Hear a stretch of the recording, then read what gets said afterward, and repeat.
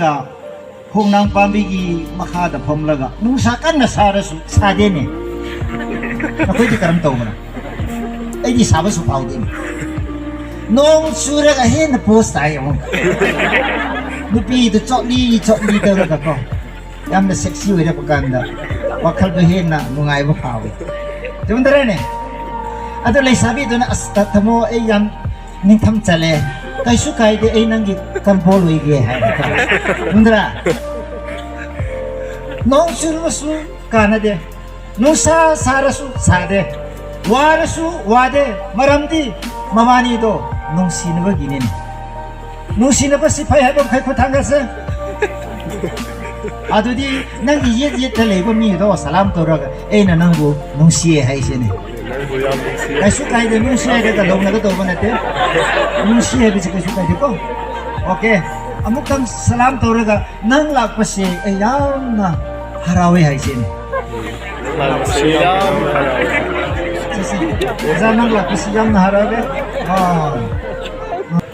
Eikhoi imung da eikhoi samas ta Manipur gilam da basida nungsibse leikha yam tare chine enaosa. Eikhoi mayam na khangda bas nungsibgi masak khangde eikhoi. Ai sumai na lobi. Let us recognize what is true love. Nungsiba achumba sikarino hai bas eikhoi identify to ba darkar tai. tumdrane nungsibay khoi sakhang darin masi nupi bo I love you pakhang ori ngai de di yam lai angang ani hum ko ba po pakan de di hui thara abani na I love you gi makhun ta drin tabrane kitchen da moro khajik tang helabas tanai tumbra sa thu ba si tamlak tra napma do na nappa do na Lei sabi pakawari ngai de di lei sabi na khone pa se suna na de ne nya khai ri su mo ko lo berani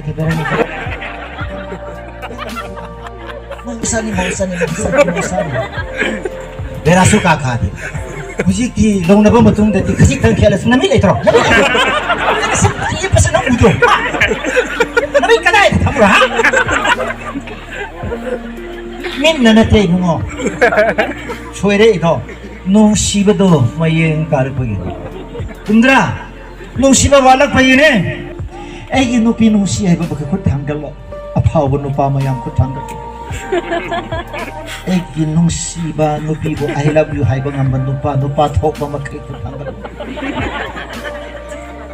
yatra kana homde ma gi nupi su na chat ba ngam da ba le eikhoi gi jati gi chatnabi ni ti adudi nakhoi gi jati gi chatnabi du kaung nabi ro Aosa.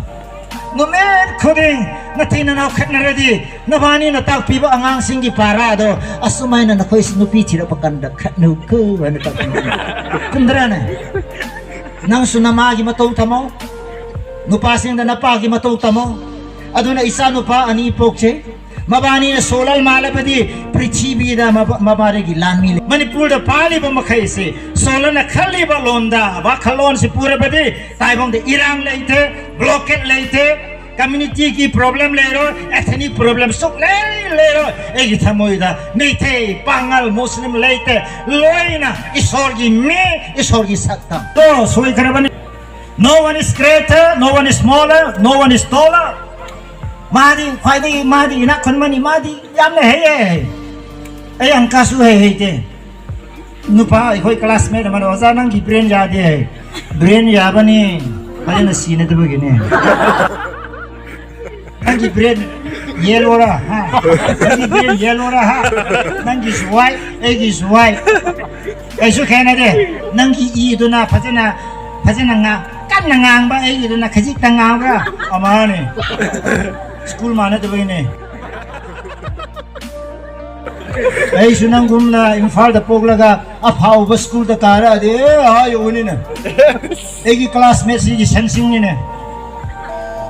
Ahing da san ka ba egi school do. Adu kai khoi na ka ba.